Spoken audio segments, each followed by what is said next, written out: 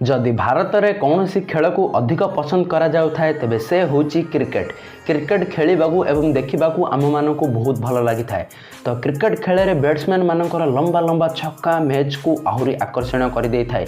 तो आजिर वीडियो रे आज आम जानिबाकू जाउछे क्रिकेट हिस्ट्री रा 5टी लंबा लंबा छक्का एवं ताकू मारिथिबा प्लेयर मानक विषय। तो चलतु डेरी न करी आजिर वीडियोटी को स्टार्ट करवा।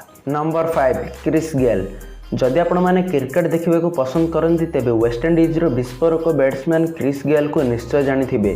2011 मसीहा एक वनडे मैच रे क्रिस गेल तांको कैरियर रो सबुठारु लंबा छक्का मारिथिले जहार लंबा थिला 126 मीटर।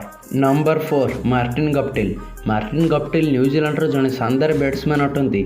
सचिन तेंदुलकर, वीरेंद्र सहवाग एवं रोहित शर्मा भली मार्टिन गप्टिल मध्य तांको कैरियर रे थरे double century मारिछंती।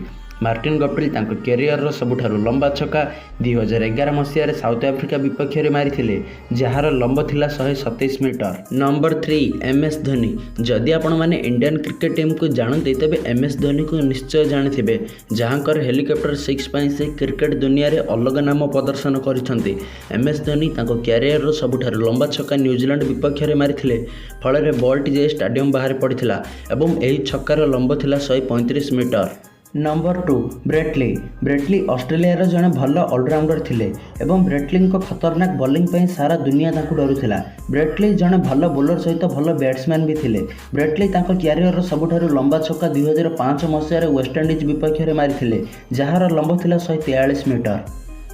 Number 1 Shahid Afridi. Shahid Afridi Pakistan रो जने खतरनाक बैट्समैन अटंती।